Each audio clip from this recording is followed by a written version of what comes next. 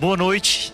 Se você está aqui pela primeira vez e não me conhece, eu sou o Thiago Cata, sou um dos pastores aqui da Igreja Red e eu tenho hoje o privilégio de continuar essa série Canções de Esperança. Se você não estava aqui na semana passada, te convido a ir até o YouTube e assistir o primeiro episódio. Se você não viu, vai lá, aproveita, porque o Washington cantou, dançou, foi uma coisa incrível. Você não pode perder essa cena por nada neste mundo. Mas eu quero relembrar e talvez começar fazendo uma pergunta para você que tem a ver com isso, né? Qual foi a última música que marcou uma fase da sua vida? Você consegue lembrar? E é curioso porque, ao pensar nisso, muitas canções que nos acompanham quase nunca nascem nos dias mais fáceis. Elas costumam nascer de uma dor. Alguém atravessa uma escuridão, uma noite e transforma tudo isso em uma canção de esperança, uma canção de alegria, uma canção de amor. E talvez seja por isso que, depois de mais de 3.000 anos, os salmos continuam falando profundamente conosco. Eles não nasceram de uma sala de aula, nasceram de um campo de batalha, nasceram numa caverna, foi escrito num deserto, na culpa, na celebração após uma batalha. E os salmos, eles são honestos. Por quê? Eles não escondem a dor, nem fingem que pessoas de fé vivem uma vida perfeita. Particularmente para mim isso é libertador. Porque a gente vive uma geração que aprendeu a parecer bem, né? A gente publica as conquistas nas nossas redes sociais, a gente esconde as crises, compartilhamos somente as vitórias e muitas vezes silenciamos as nossas lágrimas. Então nunca foi tão fácil construir uma imagem. Aliás, existem agências que são contratadas para construir uma imagem. Talvez nunca tenha sido também tão difícil admitir que estamos muitas vezes sobrecarregados e cansados. Mas a grande pergunta que eu estava me fazendo ao escrever essa mensagem, não é: será que Deus existe? A pergunta mais profunda aqui é outra. Diante desse Salmo 30, onde Deus está quando a vida parece desmoronar. Talvez essa seja a pergunta de muitos aqui. Porque existem noites que não são apenas escuras, elas são silenciosas. São aquelas noites em que a oração parece não passar do teto. Você já experimentou algo assim? Em que o exame médico não vem como esperamos, em que o casamento parece perder o brilho, em que um filho talvez tome um caminho inesperado, em que o trabalho se torna uma fonte constante de preocupação, decepção, frustração, ou simplesmente aquela sensação de que você está cansado e nem sabe explicar exatamente o porquê. Talvez, se essa é a sua realidade, eu quero te dizer logo no início dessa mensagem: Deus não se assusta com suas noites escuras, com suas noites tenebrosas. Deus não se assusta. E grande parte da Bíblia foi escrita por pessoas que conheceram noites assim. E o Salmo 30, ele vai revelar algo especial para a gente. Por isso que eu gosto tanto dele. Porque Davi escreve como, não como alguém que estudou o sofrimento, mas como alguém que sobreviveu a ele. E talvez muitos de vocês estão aqui e podem falar como Davi sobreviveu a algum sofrimento. Então o Salmo 30 não é apenas uma aula, ele é um testemunho. É como se Davi dissesse: eu achei que não conseguiria, eu pensei que era o fim, mas Deus me encontrou. E antes mesmo de começarmos a ler, existe aqui um detalhe que costuma passar despercebido logo no título do Salmo. Se você abrir, por favor, aí, Salmo 30, que diz o seguinte, logo no título, pelo menos na minha versão da NVT, diz o seguinte: Salmo de Davi, cântico para a dedicação do templo. Aqui o título parece apenas uma informação histórica, mas existe algo interessante aqui, porque Davi nunca participou da dedicação do templo em Jerusalém. Quem dedicou o templo foi seu filho Salomão. Davi morreu antes. Eu fiquei me perguntando, então por que escrever uma canção para um dia que ele nunca veria? A resposta é porque a esperança bíblica sempre enxerga além do presente. Ela planta, sabendo que talvez outra geração colha. Ela constrói, sabendo que talvez outro inaugure. E essa é a diferença entre otimismo e esperança bíblica, porque o otimismo depende das circunstâncias, do momento. A esperança bíblica depende do caráter de Deus. E eu gosto muito de como Kelly escreveu sobre isso. Ele diz que a esperança cristã não é baseada na probabilidade de que as coisas darão certo, mas na certeza de que Deus está fazendo todas as coisas cooperarem para o bem daqueles que o amam. E aqui é uma diferença. Nossa esperança não está em um futuro previsível, está em um Deus confiável, fiel, inabalável. Isso muda completamente a forma como a gente enfrenta a dor, como a gente enfrenta o sofrimento. Então o Salmo 30, ele não celebra a força de Davi, ele celebra a fidelidade de Deus. Como resumiu Charles Spurgeon, ele diz que as lágrimas dos santos são sementes de alegria. Muito disso é o que nós veremos neste Salmo. Salmo 30, e nós quero te levar a ler junto comigo os primeiros 3 versículos. Então acompanhe aí. Eu te exaltarei, Senhor, pois me livraste. Não permitiste que os meus inimigos rissem de mim. Senhor, meu Deus, clamei a ti por socorro e restauraste minha saúde. Senhor, da sepultura me tiraste e não me deixaste cair na cova da morte. Existe algo muito bonito aqui na forma como Davi começa esse salmo. Ele poderia começar contando da crise, explicar a doença, descrever os inimigos, mas ele faz algo contrário aqui. Ele começa falando de Deus e o que Deus fez. Isso revela o que ocupa no centro da sua história, do seu coração. E normalmente, às vezes a gente faz o oposto, quando alguém te pergunta, e como foi a semana? A gente começa a descrever, foi uma semana difícil, eu estou cansado, eu não aguento mais meu marido, não aguento mais meus filhos. Você nem imagina o que aconteceu essa semana. Mas Davi aqui, ele mostra um outro caminho. Ele, antes de falar do que aconteceu com ele, ele precisou falar de quem Deus era e o que Deus fez na vida dele. E essa é a perspectiva da fé. Porque a fé não ignora a realidade. Ela apenas se recusa a permitir que circunstâncias tenham a palavra final. Como John Stott escreveu, a fé não é fechar os olhos para os fatos, é abrir os olhos para Deus. É o que Davi fez aqui, ele nos ensina. Ele não ignora a dor, ele não nega o sofrimento, ele apenas se recusa a permitir que a dor seja maior do que Deus. E aí ele diz, no versículo que nós lemos, pois me livraste.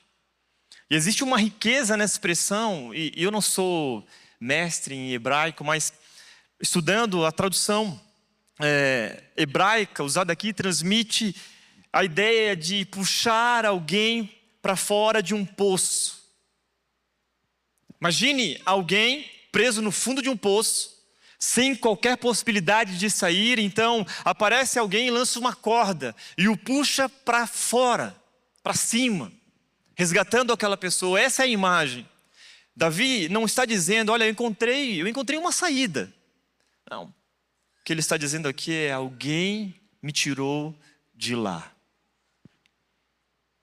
Essa é a lógica do Evangelho, porque o cristianismo nunca ensinou que pessoas que se acham boas encontram Deus. É o que Keller completa, que o Evangelho não diz que você é forte o suficiente para encontrar Deus. Diz que Deus vem encontrar você porque você nunca conseguiria chegar até Ele. É isso que Davi está cantando. Eu fui resgatado por Deus. Ele continua, clamei a ti por socorro. O clamor começa onde a autossuficiência termina, porque talvez algumas crises realizam em nós aquilo que anos de conforto não conseguiriam. Elas nos devolvem a oração, a súplica, a dobrar os joelhos no chão, a buscar mais intensamente a Deus. C.S. Lewis disse certa vez que Deus sussurra em nossos prazeres, fala em nossa consciência, mas grita nas nossas dores. Não porque Deus tenha prazer no sofrimento, mas porque a dor costuma, de fato, destruir a ilusão que domina quando nós pensamos que resolvemos tudo sozinho. E Davi, ele continuou dizendo, Senhor, Da sepultura me tiraste e não me deixaste cair na cova da morte. Parece pesado, é um salmo pesado. E a linguagem aqui agora fica ainda mais intensa. Ele não fala de um problema, ele fala da sepultura. Mesmo sendo uma imagem poética, a mensagem aqui é clara, ele chegou ao limite. Talvez muitos de vocês estão aqui hoje ou já passaram por essa fase. E todos nós conhecemos algum tipo de sepultura. Não necessariamente física, mas emocional. E há pessoas que continuam trabalhando, sorrindo, vivendo, mas perderam completamente a esperança. Há casamentos que ainda existem no papel, mas já foram enterrados no coração. Sonhos foram enterrados, chamados foram deixados de lado. E talvez ninguém saiba do que você está passando. Talvez ninguém aqui saiba, de fato, como você está se sentindo no dia de hoje. Mas Deus sabe. Deus sabe. E essa é a beleza do Salmo. Deus não visita apenas lugares bonitos. Ele entra nas nossas sepulturas. E toda a Bíblia conta essa história. Deus visita José na prisão, Daniel na cova dos leões, Jonas no ventre de um peixe, os amigos de Daniel numa fornalha, Paulo algemado na cadeia, e finalmente ele entra no túmulo do próprio filho. Então, onde nós enxergamos o fim, Deus enxerga um novo começo. Martin Lloyd-Jones, ele escreveu o seguinte, que o maior milagre não é Deus nos livrar de todos os problemas desta vida. É Deus nos reconciliar consigo por meio da cruz. Agora, deixa eu te mostrar algo que Davi não conseguiu enxergar talvez completamente naquele momento. Quando ele escreve, da sepultura me tiraste, ele está falando da sua própria experiência, mas séculos depois, Jesus faria exatamente o caminho contrário, porque Davi foi poupado da morte, mas Jesus entrou nela. Davi foi tirado da sepultura, mas Jesus foi colocado dentro dela. Davi foi resgatado para continuar vivendo. Jesus morreu para que nós pudéssemos viver. E olha como é lindo isso, como o Salmo começa apontando para Cristo, para a história da redenção. E o verdadeiro e definitivo resgate não aconteceu em Davi, aconteceu na cruz. Na cruz, Jesus experimentou a noite mais escura da história. Ali, ele experimentou a separação, o abandono, a morte. Tudo aquilo para que nenhum de nós precisássemos enfrentar mais uma noite sozinhos. Talvez você tenha chegado aqui e pensado que o teu maior problema, ou o maior problema da sua vida, é aquilo que está acontecendo ao seu redor. E talvez seja complicado. Mas o Salmo nos convida a olhar mais fundo, porque o maior problema do ser humano nunca foi apenas o sofrimento, mas foi a separação de Deus. E a maior esperança também não é apenas uma mudança de circunstâncias, é sermos encontrados por aquele que nunca nos deixou sozinhos. Talvez hoje você se identifique mais com o poço do que com o louvor, mais com a sepultura do que com a dança, mais com o clamor do que com a celebração. Então eu quero que você guarde essa verdade. A esperança começa quando encontramos o Deus que nos tira do poço. Deus não veio apenas melhorar a nossa vida. Não é isso que nós estamos falando aqui. Ele veio nos devolver aquilo que perdemos, que foi a comunhão com Ele. E o pecado nos lançou no poço mais profundo de todos, o da separação de Deus. E foi exatamente ali que Cristo entrou. E na cruz Jesus desceu ao poço do abandono para que nós nunca mais precisássemos permanecer nele. E essa é a grande oportunidade deste dia. E depois de recordar tudo isso, né, sobre o próprio resgate de Davi, ele começa a mudar um pouco o foco aqui no Salmo. E é como se ele dissesse, olha, essa não é apenas a minha canção, mas ela pode ser a sua canção também. E aqui nós chegamos talvez no coração deste Salmo, ao versículo mais conhecido de todos, que diz: cantem ao Senhor todos que lhe são fiéis. Louvem seu santo nome, pois sua ira dura apenas um instante, mas seu favor a vida inteira.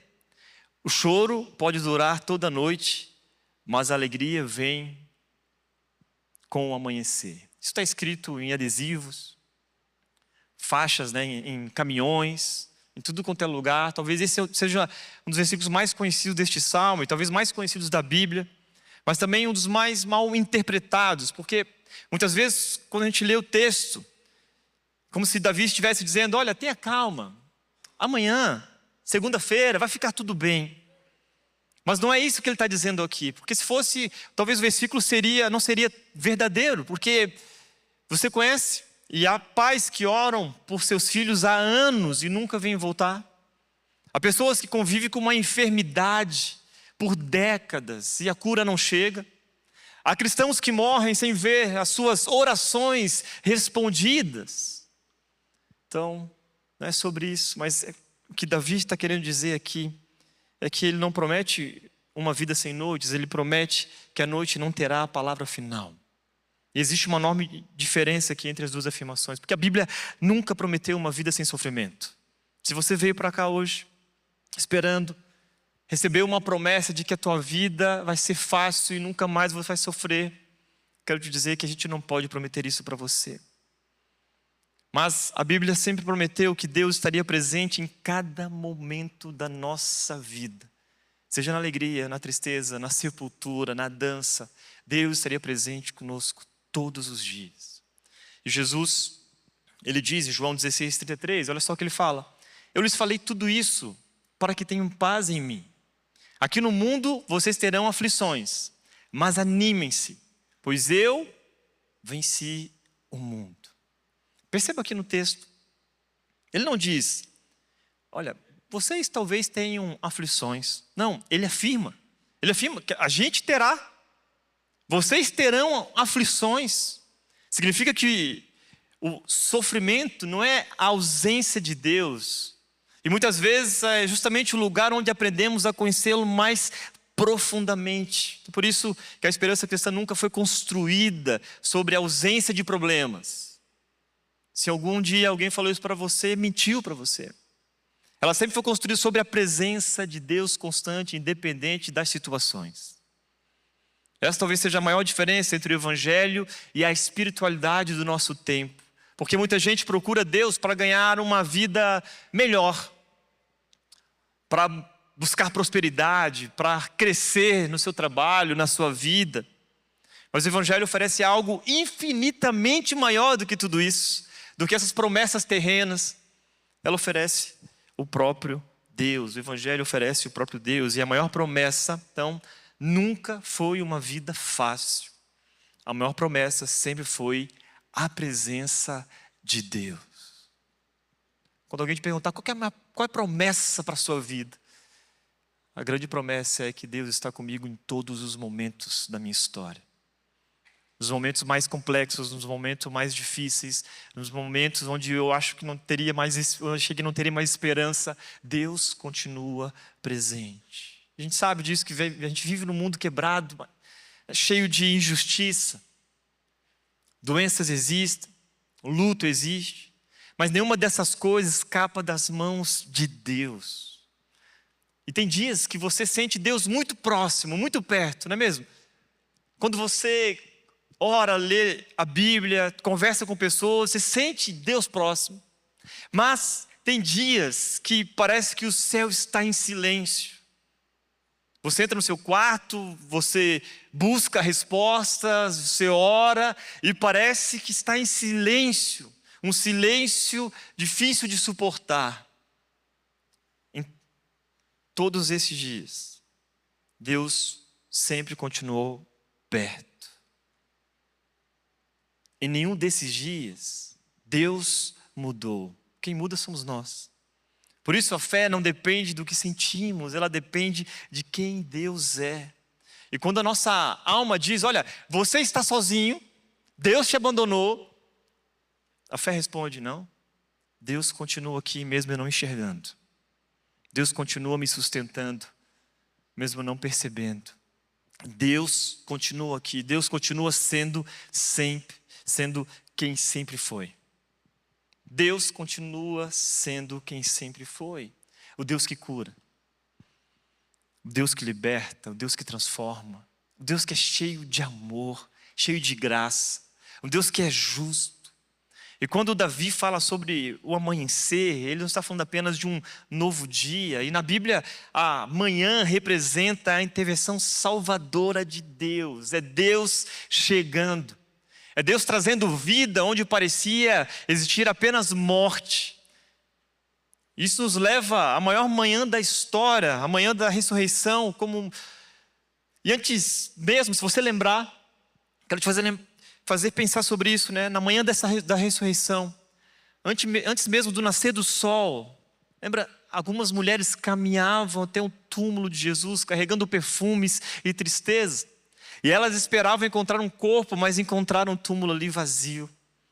Ali começou o verdadeiro amanhecer. É por isso que a nossa esperança não está em dias melhores. Nossa esperança está em Cristo vivo. Que a nossa música não seja em busca de dias melhores, mas que seja em busca da presença desse Jesus, que vive está e está presente em todo o tempo. Talvez o mundo diz, tenha esperança porque tudo vai dar certo. Aquela frase de efeito que todo mundo diz, não, fica tranquilo, vai dar certo, já deu. O cristão diz, eu tenho esperança, porque Cristo venceu a morte. Isso são coisas diferentes. Um depende do momento, outro depende desse caráter de Deus. John Piper escreve sobre isso, ele diz, olha, Deus sempre está fazendo 10.000 coisas na sua vida, e você talvez perceba apenas 3 delas. Isso revela um pouco da nossa ingratidão, porque quantas vezes nós nos colocamos diante de Deus, ou viemos num lugar como esse aqui, buscando tantas coisas e talvez não percebendo o quanto Deus tem feito na nossa história, o quanto Ele tem derramado, né, suas bênçãos sobre nós, o quanto Ele tem nos segurado com suas próprias mãos. E essa frase me consola porque significa que o silêncio de Deus nunca é ausência, mas é um convite para confiar enquanto não conseguimos enxergar toda a história, porque Deus continua fazendo, continua realizando, continua transformando, continua, de fato, colocando a sua mão poderosa sobre nós. Deus continua agindo. E talvez hoje ainda seja noite para alguns. Talvez as perguntas continuem e dúvidas surjam. Talvez as lágrimas continuem. E eu não posso prometer que tudo mudará na semana que vem, ou amanhã, ou daqui a um ano. E a Bíblia também não faz essa promessa. Então eu quero te lembrar, qual é a promessa? Que Deus continua presente. E porque Cristo ressuscitou, sabemos que nenhuma noite será eterna. Algumas terminam nesta vida, ou apenas outras na eternidade. Mas todas terminam, porque a manhã da ressurreição já começou. E é por isso que Davi pode terminar este salmo de maneira especial, porque depois de falar do poço, depois de falar da sepultura, depois de atravessar a noite, depois de quebrar o orgulho e a autossuficiência, ele começa se arrependendo e ele diz, olha, quando eu era próspero, dizia, agora nada pode me derrubar. Ó Senhor, teu favor me mantinha firme como uma montanha. Então o Senhor me deu as costas e entrei em pânico. Olha isso aqui. Este versículo é um dos mais honestos do Salmo 30. Davi revela que o problema nunca foi apenas o poço, porque antes mesmo do poço havia um perigo invisível ali, que era a autoconfiança. O texto mostra uma sequência muito clara. Quando eu era próspero, dizia, agora não, nada pode me derrubar. Você compreende? A prosperidade produziu uma falsa sensação de segurança. A palavra próspero aqui não se refere apenas ao dinheiro, mas Davi vivia um tempo de estabilidade. O reino estava consolidado. Os inimigos derrotados e tudo parecia estar sob o controle. E foi exatamente aí que ele caiu na ilusão que era inabalável. Que ele se achava inabalável. Nada pode me derrubar, revela o orgulho. Não necessariamente um orgulho arrogante diante das pessoas, público, publicamente falando, mas uma confiança silenciosa em si mesmo. Davi começou a acreditar que a sua estabilidade era a consequência da sua própria força. Então ele reconhece a verdade, ele clama: ó Senhor, teu favor me mantinha firme como uma montanha. Ele percebe que a montanha não era ele, quem o sustentava era Deus. E essa estabilidade nunca veio da competência de Davi, mas da graça de Deus. Ele continua: então o Senhor me deu as costas e entrei em pânico. Isso não significa que Deus abandonou Davi definitivamente. Mas na linguagem dos Salmos, Deus esconder o rosto significa retirar, olha só, por um tempo, a percepção da sua presença e do seu favor. Por isso, ele entrou em pânico. Aqui é uma disciplina de Deus, não abandona. É como se Deus dissesse: olha, você acha que está de pé por causa da sua força? É isso que você está pensando? Que você está onde está por causa da sua competência, por causa do seu poder, por quanto você tem de currículo, quanto você estudou, quanto você cresceu? Você acha que é isso que te segura aí? Então eu vou permitir que você descubra de onde realmente vem a sua segurança. O resultado é imediato, porque Davi diz: olha, entrei em pânico. Aquele homem que dizia ser inabalável, então entra em desespero. Porque toda a segurança construída sobre aquelas circunstâncias começa a desmoronar quando as circunstâncias começam a mudar. Então existe um tipo de sofrimento que nasce da perda, mas existe outro que nasce do excesso de confiança. E às vezes Deus permite que algumas estruturas sejam abaladas, não para nos destruir, mas para revelar onde colocamos a nossa confiança. Ele está chamando a sua atenção. Por isso, nossa segurança não está na saúde, embora às vezes hoje a gente se exalte porque nós temos uma saúde perfeita. A nossa segurança não está na nossa família, não está no nosso casamento, não está no ministério que nós servimos, não está no trabalho, ou na sua ocupação hoje, no seu status. A nossa segurança não está nisso. Nossa segurança está no favor de Deus revelado em Jesus. Talvez o maior perigo da prosperidade não é nos fazer esquecer das dificuldades, é nos fazer esquecer de Deus. Davi continua: clamei a ti, Senhor, supliquei ao Senhor por misericórdia. Ouve-me, Senhor, tem misericórdia de mim, ajuda-me, Senhor. Essa é a virada do salmo, porque ele agora repete o clamor lá no início. E depois de reconhecer sua autoconfiança, o que o levou ao pânico, Davi faz a única coisa aqui que realmente pôde mudar a situação. O que ele faz? Ele ora, ele clama, ele pede ajuda. Mas perceba que essa oração, ela é diferente das anteriores. Ela nasce agora de um coração quebrantado, porque ele percebe que sozinho não pode continuar.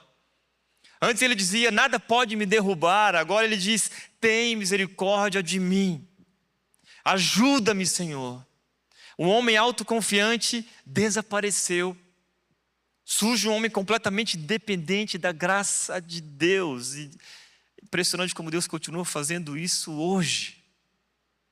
Homens e mulheres autoconfiantes, que se encontram com Jesus e percebem que não são nada sem Ele. Essa mudança é o início da restauração aqui.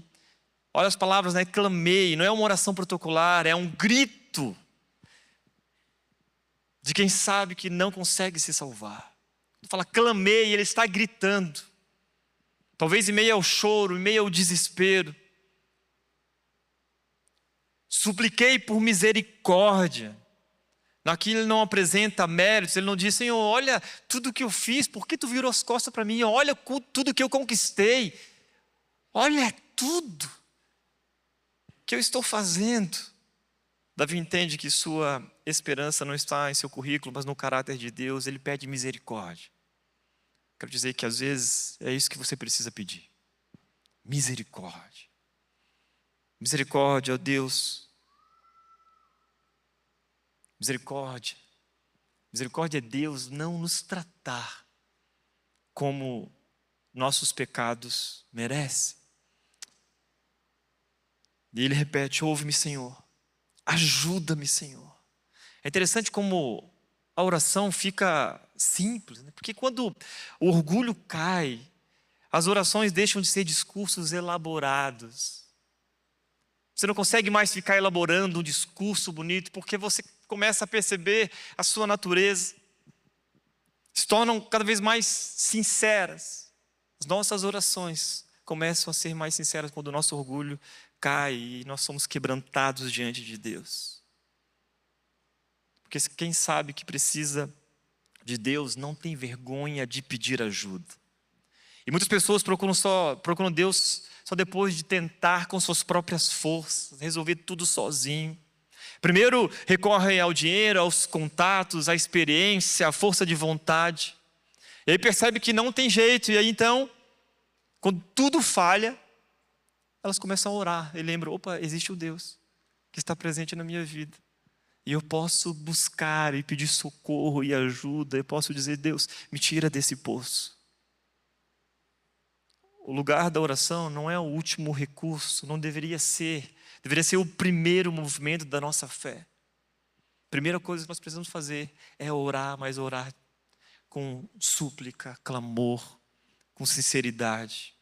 E a restauração começa quando paramos de confiar na nossa força e começamos a depender da misericórdia de Deus. E Davi, ele termina dizendo: transformaste meu pranto em dança. Tiraste minhas roupas de luto e me vestiste de alegria, para que eu cante louvores a ti e não me cale. Senhor meu Deus, te darei graças para sempre. Aqui ele usa uma linguagem intencional. O luto na cultura hebraica era visível. Como que acontecia? A pessoa vestia-se de pano de saco, uma roupa áspera que simbolizava a dor, arrependimento, humilhação. Agora, Davi diz que Deus mesmo retirou essas vestes e o revestiu de alegria. Não foi uma mudança superficial, foi uma nova identidade. Isso revela algo muito importante. Deus não apenas muda as nossas circunstâncias, Ele transforma tudo em nossas vidas. Porque Ele é um Deus amoroso, cheio de graça. Muitas pessoas, de fato, querem apenas que Deus acabe com o sofrimento. Deus, eu não aguento mais. Deus, eu não aguento mais. Senhor, eu clamo pelos meus filhos, eu clamo pelo meu marido, pela minha esposa. Deus, meu trabalho está terrível, eu não aguento mais. Talvez esse seja o seu maior interesse, mas Deus está mais interessado em fazer uma obra dentro de você do que ao seu redor, começando em você. Davi, ele diz: olha, para que eu cante louvores a ti e não me cale. Que encontramos o propósito da restauração, porque Deus não o restaurou apenas para que voltasse a sorrir. Deus o restaurou para que sua vida se tornasse um testemunho. E a alegria recebida foi transformada em adoração. A sua vida passa a anunciar aquilo que Deus fez, aquilo que Deus está fazendo. Mesmo que ainda não esteja uma obra completa, mesmo que ainda você esteja passando pelo fogo, pela fornalha, sua vida passa a anunciar testemunho daquilo que Deus está fazendo na sua história. É exatamente isso que acontece com todo cristão. Nós também fomos vestidos. E Paulo usa essa linguagem diversas vezes. Ele diz: nos despimos do velho homem e fomos revestidos de Cristo. E na cruz aconteceu a maior troca da história. Cristo recebeu nossas vestes de vergonha para que recebêssemos suas vestes de justiça. Ele entrou no nosso luto para nos dar alegria. Por isso a maior transformação do Evangelho não é trocar a tristeza por felicidade, mas é trocar morte por vida, culpa por perdão, condenação por adoração. É trocar uma vida sem Deus por uma vida reconciliada com Ele. E não é sobre religião. Então Davi encerra dizendo: Senhor meu Deus, te darei graças para sempre. E o salmo começou com um grito de socorro, termina com um cântico de gratidão.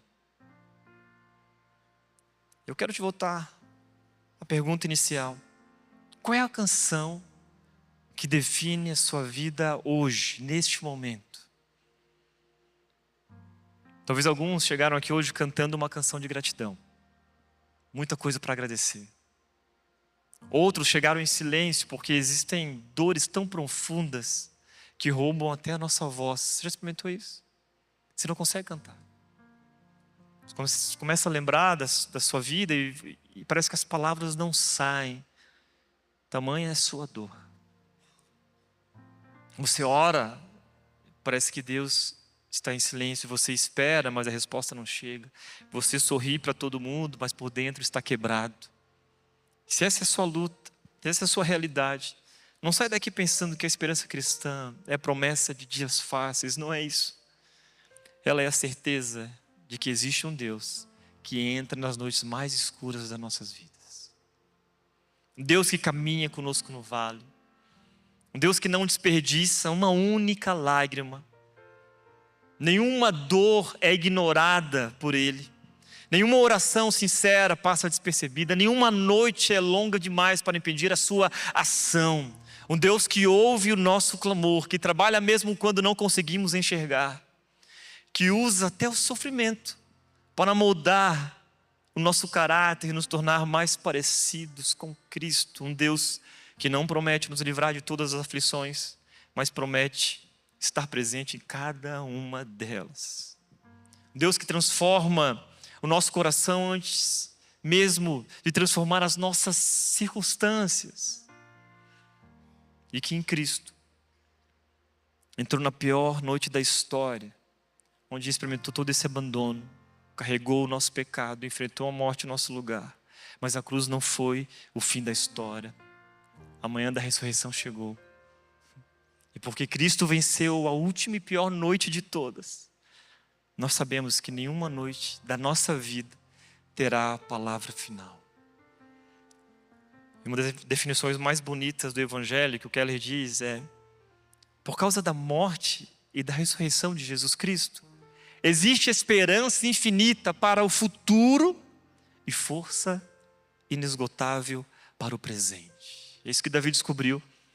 É isso que nós celebramos, porque no fim do Salmo 30, não foi apenas sobre um rei que foi restaurado, mas foi sempre apontando para um rei que ressuscitou. E porque ele vive, você pode atravessar qualquer noite, qualquer situação. Não porque sabe que ela vai terminar, e a gente não sabe, mas porque você sabe quem está com você até o amanhecer. Eu quero terminar contando uma história. Na verdade, a minha história. Talvez você não me conhece, mas eu, durante toda essa mensagem, enquanto eu estava escrevendo e estudando, eu estive olhando para a vida de Davi e comecei a lembrar muito da minha família e da minha história. Meus pais casaram muito jovens, tiveram 7 filhos homens. Pode imaginar? Você tem 2 filhos, já fica desesperado. Minha mãe e meu pai, eles, por causa de casarem muito jovens, tiveram muitas dificuldades. Meu pai começou a fumar com 11 anos de idade. E depois de algum tempo começou a beber e bebia tanto que às vezes as pessoas chegavam lá na minha mãe. Isso eu não presenciei, eu não lembro, mas minha família contou que chegavam lá na minha mãe e diziam: olha, seu Zé está caído lá na rua, porque eu acho que ele não está conseguindo chegar em casa. Minha mãe saía de casa e ia atrás do meu pai, pegava ele e levava para dentro de casa. Isso aconteceu por muito tempo, por muitos e muitos anos. As lembranças da nossa infância, dos meus irmãos, são marcadas por noites difíceis. Parecia um poço sem saída. Como se isso não bastasse, a nossa família enfrentou perdas que pareciam insuportáveis. Perdemos um irmão dos 7, um irmão meu, 17 anos de idade, infelizmente veio a falecer, foi nadar num rio com os amigos e ali morreu afogado. Depois de 3 anos, meu pai, por conta de fumar a vida inteira, desde criança, começou a passar mal, foi para o hospital, em 30 dias faleceu. E parece que é muito louco isso, porque parece que você vive a vida o tempo todo tentando sobreviver a tantas e tantas dificuldades. Depois de uns 2 anos, eu e meu irmão, por pura rebeldia, junto com um vizinho, nós decidimos caçar grilos. Brincadeira saudável, né? De menino. Pegamos os grilos, colocamos numa sacola, meu amigo levou para a casa dele, vizinho de muro, de portão. E daqui a pouco ele chama e ele diz, olha, nós vamos queimar esses grilos. Queria fazer um holocausto ali. E aí ele coloca ali os grilos, ele vai na casa dele e busca a acetona, ele busca o álcool, ele busca o desodorante Avanço. Vocês lembram disso, Avanço? E estamos ali, eu, meu irmão, mais um outro na rua que chegou para ver o que estava acontecendo. E de repente o vento bateu e aquilo tudo explodiu na nossa cara. Eu lembro que eu botei a mão assim no rosto, olhei para o lado, meu amigo, olhei para o outro, meu irmão pegando fogo na rua. E ali um vizinho saiu correndo com uma jaqueta, salvou meu irmão porque ele abraçou ele, levou para o hospital, queimadura de 3º grau, o braço, foi uma infância complicada. Meu irmão sobreviveu, graças a Deus, a tudo isso. Mas 2 anos depois, parece não ter fim, né? 2 anos depois, meu irmão mais velho casa e tem crise no seu casamento, dificuldades de lidar com sua família. E ele, desesperado, passa então na frente de uma igreja. E eles resolvem entrar. Como último suspiro, como a última chance. Olha, se a igreja, se algo aqui não acontecer, nosso casamento e a nossa família já era. E quando tudo parecia perdido, eles ali não encontraram uma religião. Eles encontraram Jesus. E quando Jesus entrou na vida deles, naquela casa, naquela família, ela começou a restaurar aquele casamento, e junto com aquele casamento começou a restaurar toda a nossa família. Um a um. E quando eu olho para trás, eu não vejo uma família perfeita, porque a gente continua tendo batalhas. Mas eu vejo uma família resgatada, restaurada por Jesus. É por isso que eu consigo ler esse salmo sem chegar apenas à história de Davi. E talvez seja a história de muitos aqui. Deus continua fazendo o que sempre fez. Ele continua entrando em poços, continua entrando em sepulturas, continua entrando em noites escuras, continua encontrando pessoas que já perderam toda a esperança. Foi exatamente assim que a minha família estava, destruída. Mas o Deus que encontrou a minha casa e a minha família é o mesmo Deus que está aqui hoje e quer se encontrar com você também. Ele quer restaurar, começando em você. E a nossa esperança, então, não é acreditar que você nunca mais vai chorar, mas é saber que por causa de Jesus, nenhuma lágrima terá a última palavra. E depois daquele tempo em família, quando Jesus começou a restaurar tudo, um a um, né? Todos os meus irmãos, a minha mãe, a minha família agora depende exclusivamente da presença de Jesus. A gente pode continuar agora vivendo e confiando que, independente das circunstâncias, Deus está presente em todas elas. Eu quero orar por você. Feche seus olhos, por favor. Eu quero te convidar a pensar na sua vida e na sua história. Quem sabe Deus te trouxe aqui hoje para te dizer, olha, você não pode ser autossuficiente. Aquilo que eu tenho derramado sobre a sua vida vem de mim e não da sua competência. Talvez Deus te trouxe aqui hoje para que você possa se colocar diante dele pela primeira vez na vida e dizer: Deus, socorro. Senhor, ajuda-me. Eu clamo a Ti, ó Deus, por uma resposta, por uma solução. Clamo a Ti por restauração. Assim como Davi, ele gritou por ajuda.